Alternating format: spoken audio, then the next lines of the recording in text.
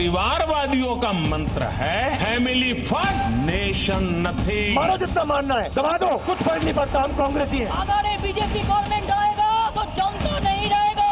हमारी नीयत साफ है।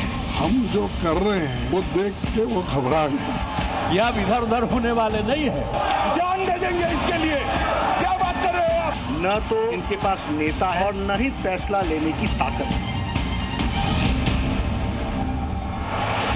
लोकसभा चुनाव में यूपी में क्या हुआ, कैसे और क्यों एनडीए की सीटें कम हुई, घट गईं, आगे क्या होगा, इस पर योगी आदित्यनाथ फुल एक्शन में आ गए। योगी आदित्यनाथ ने ना सिर्फ सीटों के कम होने का रिपोर्ट कार्ड तैयार किया, बल्कि आगे की रणनीति का भी पूरा खाका खींच दिया है कि कैसे यूपी में एक बार फिर से माहौल बीजेपी में बनाया जाए। इस काम को अंजाम तक पहुंचाने के लिए आज कैबिनेट की बैठक में बहुत बड़ा फैसला लिया गया है। ये रिपोर्ट देखिए।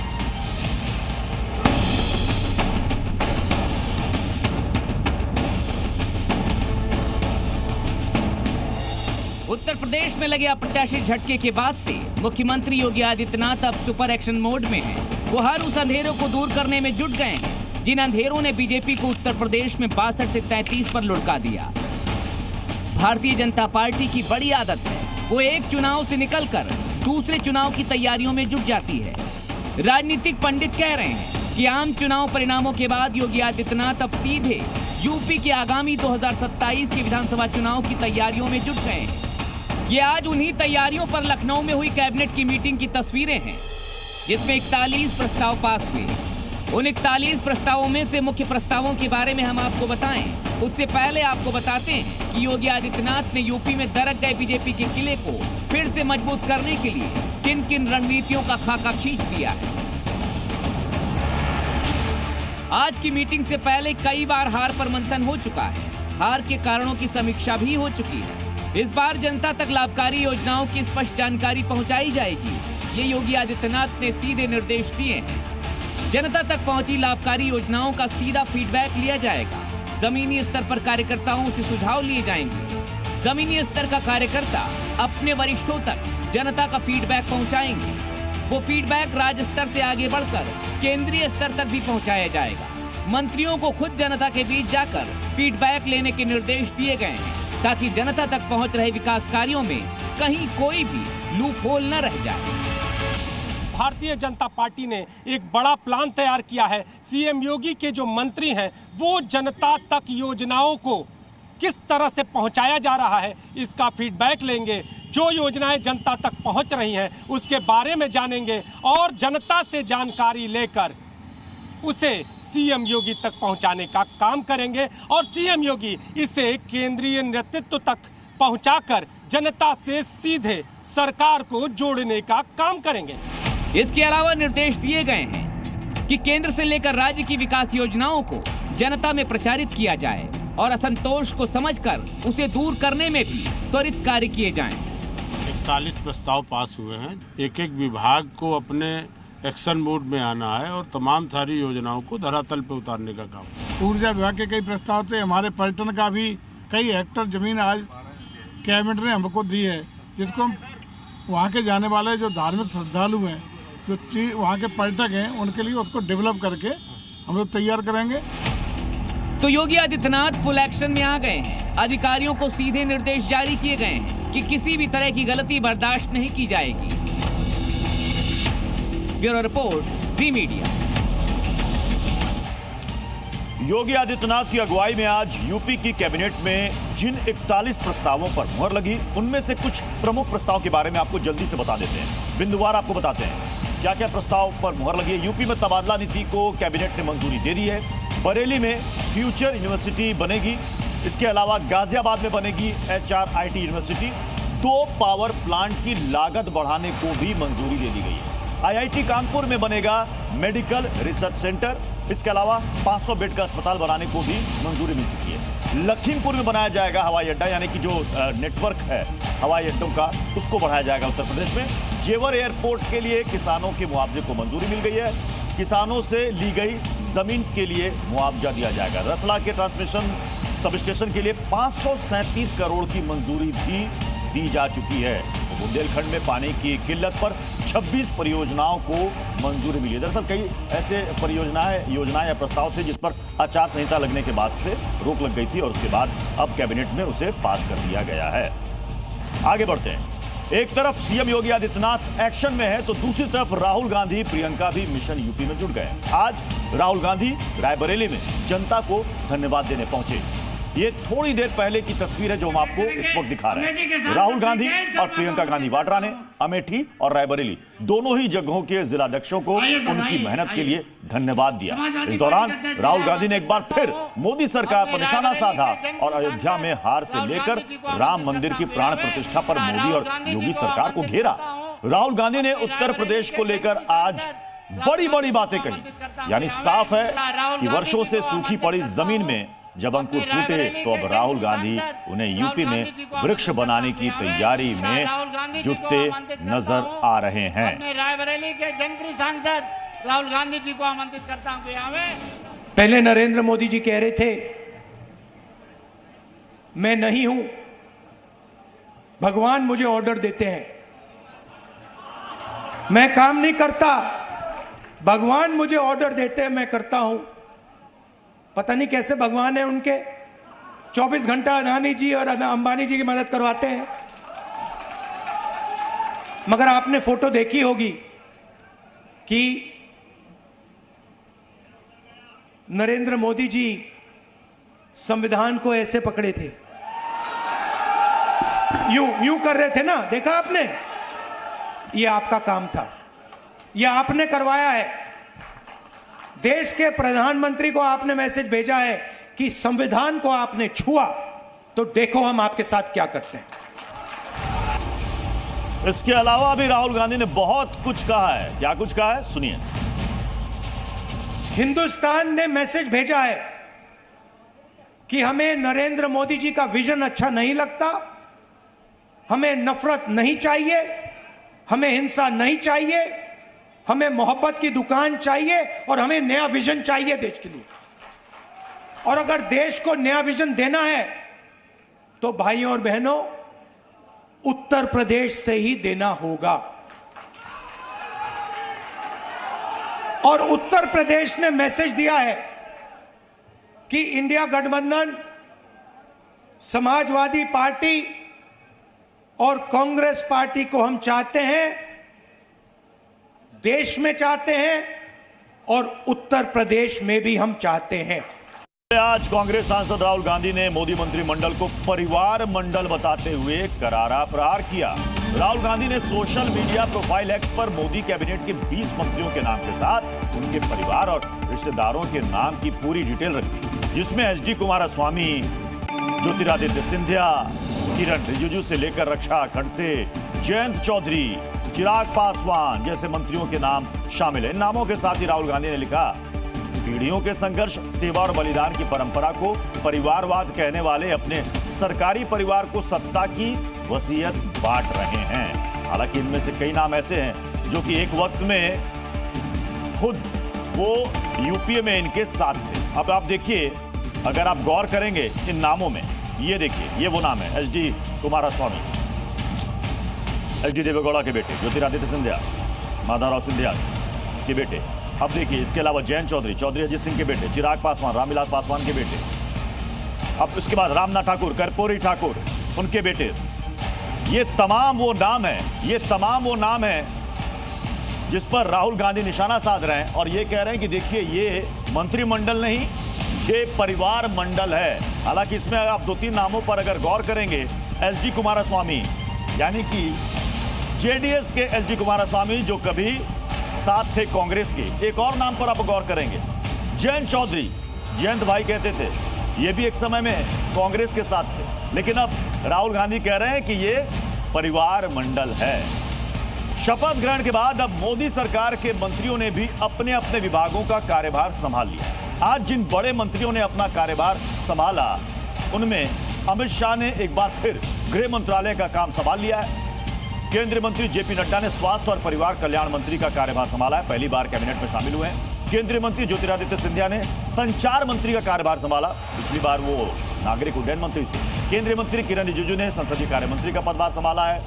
गजेंद्र सिंह शेखावत ने पर्यटन मंत्री का चार्ज संभाला है। इससे पहले जल शक्ति मंत्रालय उनके पास था। केंद्रीय मंत्री अर्जुन राम मेघवाल ने विधि एवं न्याय मंत्रालय के लिए स्वतंत्र राज्य मंत्री का पदभार संभाल लिया है। केंद्रीय मंत्री हरदीप सिंह पुरी ने पेट्रोलियम और प्राकृतिक गैस मंत्री का कार्यभार संभाला। इससे तमाम मंत्रियों ने आज ही अपना कार्यभार संभाल लिया।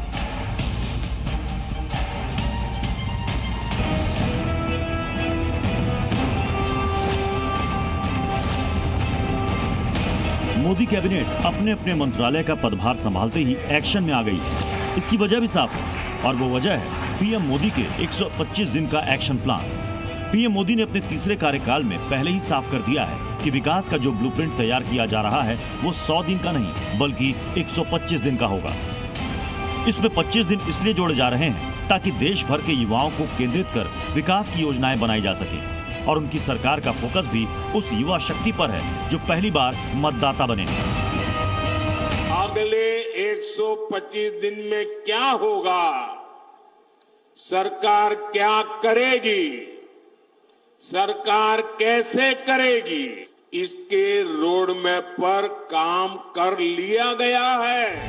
पीएम मोदी के तीसरे कार्यकाल में 125 दिन के एक्शन प्लान के बड़े मुद्दों की बात करें तो इसमें युवाओं को केंद्र की विकास योजनाओं से जोड़ना, युवाओं के विकास और उनके रोजगार के लिए जरूरी कदम उठाना, कृषि और किसानों पर मुख्य तौर पर फोकस करना, ग्रामीण और शहरी क्षेत्रों में पीएम आवास योजना को बढ़ाना, अर्थव्यवस्था को बढ़ावा देने के लिए जरूरी कदम उठाना, पब्लिक प्राइवेट पार्टनरशिप को बढ़ावा देना, कौशल विकास, शैक्षणिक सुधार पर फोकस करना शामिल है।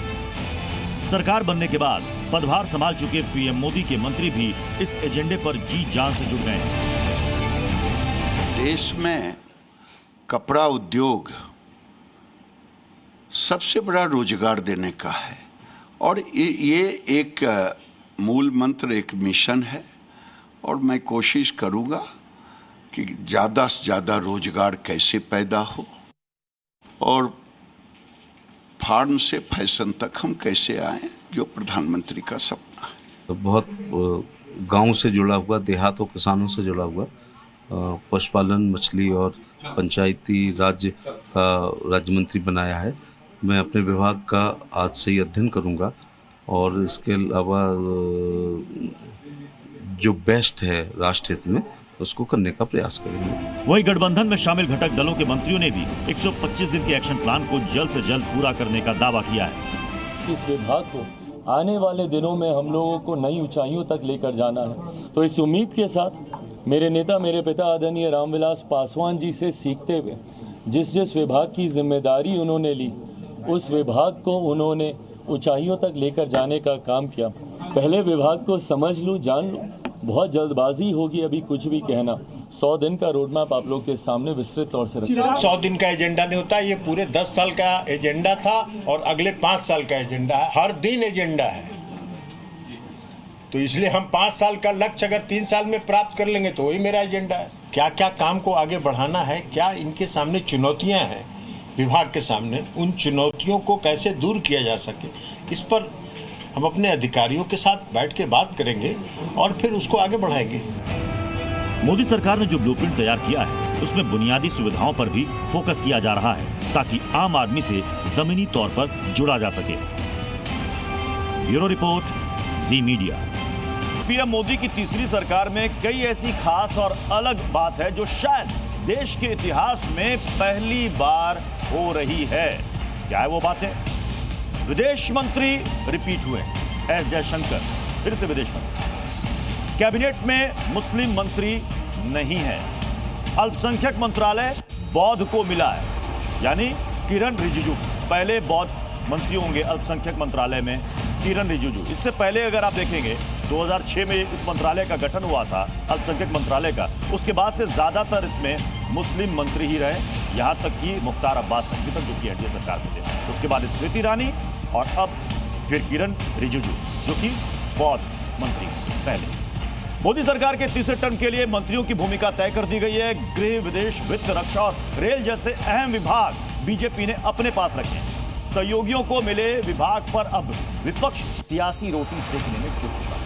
नीतीश कुमार की जेडीयू और चंद्रबाबू नायडू की टीडीपी को किंग मेकर बताते हुए इंडी गठबंधन के तमाम दल बीजेपी पर अपने सहयोगियों को ठगने और मंत्रिमंडल में वाजिब हिस्सेदारी नहीं देने की बात कर रहे हैं।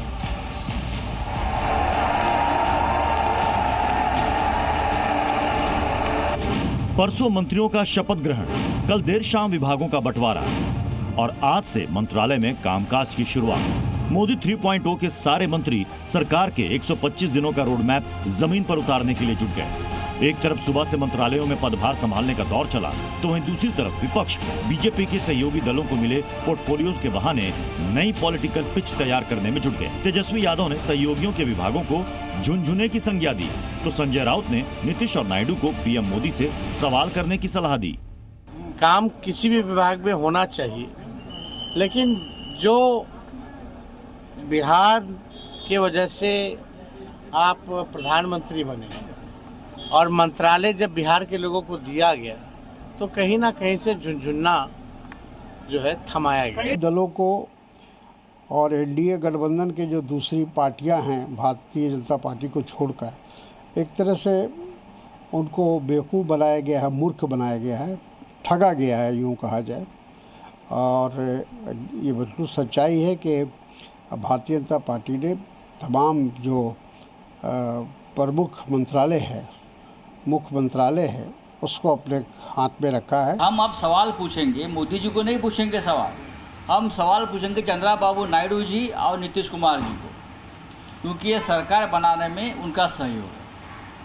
उनके मदद के बिना नरेंद्र मोदी प्रधानमंत्री नहीं बनते। ये उधार की सत्ता है, नरेंद्र मोदी की सत्ता है, ये उधार की सत्ता है। जब तक नीतीश कुमार और चंद्रबाबू की मेहरबानी रहेगी, तब तक ये सत्ता पे बैठेगी। अपने तीसरे कार्यकाल की शुरुआत में ही प्रधानमंत्री मोदी और विदेश मंत्री एस जयशंकर के एक्शन से चीन और पाकिस्तान की नींद उड़ चुकी होगी।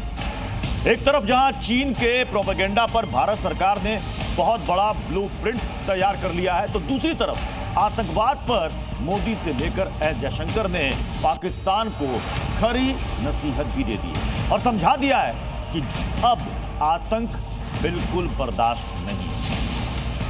मैं नरेंद्र दामोदर दास मोदी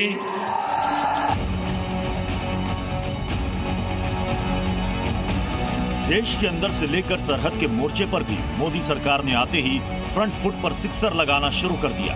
फिर चाहे जिनपिंग का ड्रैगन साम्राज्य हो या शहबाज का पाकिस्तान, दोनों ही पड़ोसियों को मोदी सरकार ने तीसरे कार्यकाल के शुरुआत में कड़ी घुट्टी पिला दी है। कैसे, अब समझिए। पदभार के पहले ही दिन विदेश मंत्री एस जयशंकर की तरफ से चीन पर बहुत बड़ी तैयारी शुरू हो गई। सूत्रों के मुताबिक भारत एलएसी के उस पार चीन के नियंत्रण वाली 25 से 30 जगहों के नाम बदलने की तैयारी कर चुकी है। जिन जगहों के नाम बदले जाएंगे उनका खाका भी तैयार है, जिनमें 11 पहाड़, 4 नदियां, 1 तालाब और 12 रिहायशी इलाके शामिल हैं। चीन ने इन जगहों के नाम इसी साल मार्च अप्रैल में बदले थे। सूत्रों की माने तो अब मोदी सरकार सिर्फ नाम ही नहीं बदलेगी, बकायदा नक्शा भी जारी करेगी। चीन के बारे में हमारी फोकस तो होगी कि सीमा में जो स्थिति जो है उसमें अभी भी कुछ इश्यूज बाकी बचे हुए हैं, तो उसको कैसे निपटाया जाए। तो दूसरी तरफ है पाकिस्तान, जिसने तीसरी बार मोदी सरकार के बनने के बाद एक बार फिर दोस्ती के लिए हाथ बढ़ाया। सरहद पार से भी बधाइयां आई। शहबाज शरीफ से लेकर मियां नवाज शरीफ ने शुभकामनाएं दी और दोस्ती का पैगाम भेजा। नवाज शरीफ ने एक्स पर लिखा कि तीसरी बार प्रधानमंत्री बनने पर मोदी जी को मेरी हार्दिक बधाई। हाल के चुनाव में आपकी पार्टी की सफलता आपके नेतृत्व में लोगों के विश्वास को दिखाती है। आइए हम नफरत की जगह उम्मीद को लाएं और इस अवसर का लाभ उठाते हुए दक्षिण एशिया के 2 अरब लोगों का भविष्य संवारें। ये वही नवाज शरीफ हैं जिनके यहाँ सिर्फ अमन, शांति और दोस्ती बढ़ाने के लिए पीएम मोदी बिना बुलाए चले गए थे, ताकि दोस्ती की गर्माहट और बढ़े। लेकिन इस बार नवाज शरीफ ने दोस्ती की बातें की तो प्रधानमंत्री मोदी ने कड़े शब्दों में 140 करोड़ लोगों का संदेश नवाज तक पहुंचा दिया। लिखा, भारत के लोग हमेशा शांति और सुरक्षा तथा प्रगतिशील विचारों के पक्षधर रहे।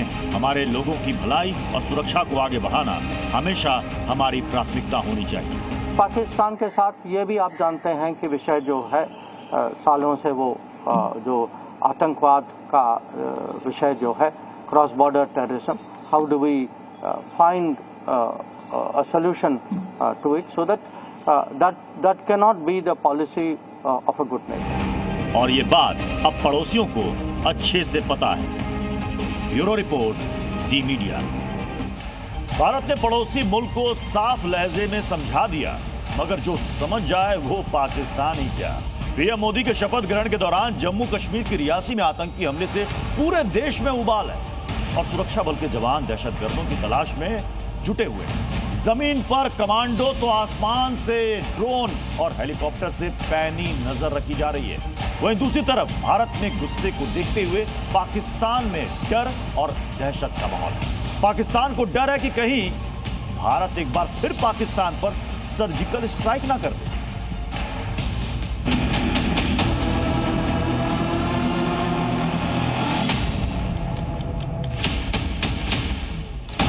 9 तारीख को जम्मू कश्मीर के रियासी इलाके में हुए आतंकी हमले के बाद दहशतगर्दों की तलाश में बड़े पैमाने पर सर्च ऑपरेशन चलाए जा रहे हैं। चाहे घने जंगल हों, पहाड़ी इलाके की गुफाएं हों, सेना और सुरक्षा बल के जवान ऐसा कोई कोना छोड़ नहीं रहे जहां रियासी के गुनहगारों के छिपे होने की कोई भी आशंका हो। जो ऑपरेशन है वो लगातार यहाँ पर जारी है और अभी भी आप देख सकते हैं एसओजी के जवान जो है जम्मू कश्मीर पुलिस के वो चप्पे चप्पे की यहाँ पर निगरानी किए हुए हैं और पूरी तरह से कोशिश ये की जा रही है कि जल्द से जल्द उन कायर पाकिस्तानी आतंकियों को यहाँ पर ढेर कर दिया जाए जिन्होंने इस कायराना हरकत को यहाँ पर अंजाम दिया है। जमीन पर कमांडो सर्च ऑपरेशन चला रहे हैं तो आसमान से हेलीकॉप्टर और ड्रोन के जरिए पैनी नजर रखी जा रही है।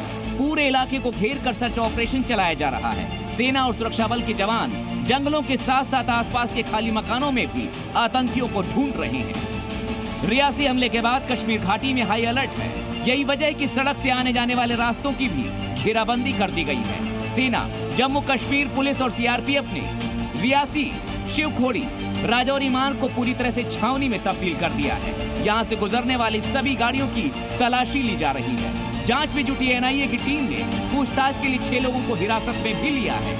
कि ये जो हाईवे है रियासी रजौरी हाईवे, इसे छावनी में यहाँ पर तब्दील कर दिया गया है। अलग अलग तरह की जो तलाशी अभियान है वो यहाँ पर चलाया जा रहा है। जंगलों के साथ साथ हाईवे को पूरी तरह से यहाँ पर सैनिटाइज किया जा रहा है। साथ ही साथ गाड़ियों की प्रॉपर चेकिंग जो है वो लगातार यहाँ पर जारी है। लोगों से पूछताछ जो है वो की जा रही है। इस बीच जम्मू कश्मीर पुलिस, भारतीय सेना और सीआरपीएफ कमांडो की ज्वाइंट टीम को आतंकियों के हथियारों और विस्फोटकों का जखीरा मिला है। आतंकियों के मददगारों के यहाँ रेड में सुरक्षा बलों को पुलवामा जिले में AK-47 राइफल समेत कई हथियार और भारी मात्रा में विस्फोटक मिले हैं, जिसमें 6 किलोग्राम की 2 घातक IED भी शामिल है। माना जा रहा है इन IED का इस्तेमाल सेना के वाहनों को उड़ाने के लिए होना था।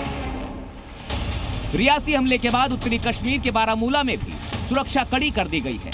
सुरक्षा बलों ने वहां जंगली इलाके में जगह जगह सुरक्षा बाड़ लगा दी है।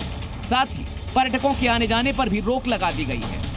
इस बीच आतंकी हमले को लेकर विरोध प्रदर्शन भी तेज होता जा रहा है। इस हमले में जयपुर के 4 लोगों की मौत हुई थी, जिससे गुस्साए नाराज लोगों ने प्रदर्शन कर आतंकियों के खिलाफ कड़ी कार्रवाई और पीड़ित परिवार के लिए मुआवजे की मांग की। जानकारी मिली कि चेक दे रहे हैं 40 लाख का, 10 लाख का तो वो आगे राज्य सरकार देगी, वो तो अलग है, वो राज्य सरकार का अलग है। यहाँ का 50 लाख का पैकेज हमें चाहिए। वो कह रहे हैं संविदा पे नौकरी देंगे। हमने संविदा पे नहीं, हमें परमानेंट चाहिए, स्थायी नौकरी चाहिए। ये हमारी मांग है। कश्मीर में हुए आतंकी हमले को लेकर लोगों में गुस्सा है, लोग आक्रोशित हैं। बड़ी संख्या में लोग चोमू पुलिस थाने के बाहर धरने पर बैठे हैं, नारेबाजी कर रहे हैं, पाकिस्तान के खिलाफ नारेबाजी कर रहे हैं, आतंकवाद को खत्म करने की बात कर रहे हैं। युवाओं में, लोगों में, महिलाओं में, हर किसी में बड़ा गुस्सा है। एक तरफ रियासी हमले के बाद हिंदुस्तान में गुस्से का उबाल है, वहीं पाकिस्तान को सर्जिकल स्ट्राइक का डर सता रहा है। पाकिस्तान इतने खौफ में है कि उसने पीओके में भारत से लगी पाकिस्तान की सीमा को पूरी तरह से सील कर दिया है।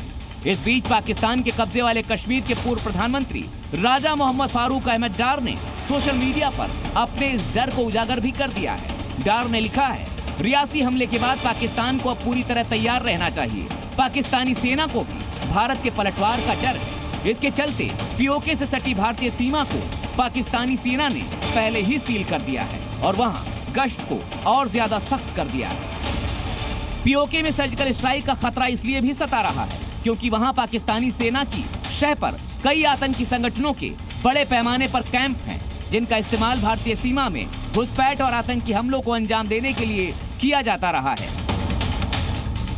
ऐसे ही कैंपों को उरी हमले के बाद सर्जिकल स्ट्राइक कर ध्वस्त कर दिया गया था और अब लगता है कि पाकिस्तान फिर वैसा ही धमाका चाहता है। ब्यूरो रिपोर्ट, जी मीडिया। पूर्णिया से निर्दलीय सांसद पप्पू यादव के खिलाफ रंगदारी के मामले में एक एफआईआर दर्ज की गई। पप्पू यादव वही नेता है जो एक वक्त लालू परिवार के काफी करीबी थे, लेकिन अब लालू परिवार से उनका 36 का आंकड़ा। 2024 लोकसभा चुनाव में पप्पू यादव नीतीश और लालू दोनों के करीबी को सियासी शिकस्त देने में कामयाब रहे हैं, लेकिन इस जीत के तुरंत बाद पप्पू यादव पर लगे गंभीर आरोप ने उनके साथ उनकी सियासी जमीन के लिए भी मुसीबतें बढ़ा दी। बिहार की सियासत में ये चेहरा करीब 3 दशक पुराना है। एक बार के विधायक और 6 बार के सांसद रहे हैं पप्पू यादव। एक दौर था जब पप्पू यादव की पहचान एक दबंग बाहुबली नेता के तौर पर होती थी और पिछले कई साल से पप्पू यादव अपनी इसी पहचान को बदलने की कोशिश में लगे हैं। 2024 लोकसभा चुनाव में जीत के बाद पप्पू यादव को अपनी इमेज सुधारने का सुनहरा मौका मिला था। जनता ने उन पर विश्वास जताया, लेकिन जीत के साथ ही उनके दामन पर अपराध के एक और आरोप का दाग लग गया। दरअसल पूर्णिया के ही एक बड़े फर्नीचर व्यापारी ने उन पर 1 करोड़ रंगदारी मांगने का मुकदमा ठोक दिया है। जिस दिन इलेक्शन का रिजल्ट आया 4 तारीख को रात में 10:31 पर कॉल किया और बोला कि अब तुम जो बोले थे नहीं दिए हो तो अब 1 का व्यवस्था करो, 1 करोड़ का, नहीं तो पूर्णिया 5 साल छोड़ दो, नहीं तो गेट से बाहर मत निकलो। इस पूरे मामले में पुलिस ने एफआईआर दर्ज कर जांच शुरू कर दी है। तो वहीं व्यापारी के आरोपों को सांसद पप्पू यादव अपने बढ़ते प्रभाव के खिलाफ साजिश करार दे रहे हैं। मैं जानता भी नहीं कि कौन है ये व्यक्ति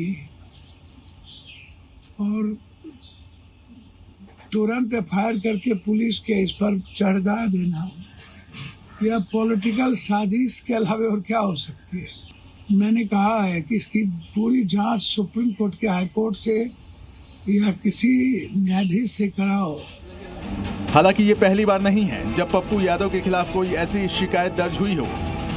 2024 चुनाव के लिए दाखिल हलफनामे में ही पप्पू यादव ने उन पर 41 लंबे मामलों की जानकारी दी है, जिसमें पटना, दरभंगा, सहरसा और पूर्णिया में हत्या की कोशिश जैसे गंभीर मामले भी शामिल हैं। अपराध के छींटों के साथ ही सही पप्पू यादव का सियासी सफर एक वक्त परवान चढ़ा। 1991 से 2004 तक पूर्णिया, तो 2004 और 2014 में मधेपुरा की जनता ने पप्पू यादव को चुनाव जिताकर लोकसभा भेजा। साल 2008 में अजीत सरकार हत्याकांड में पप्पू यादव को दोषी करार दिया गया, जिसका सबसे बड़ा नुकसान पप्पू यादव की सियासी छवि को हुआ।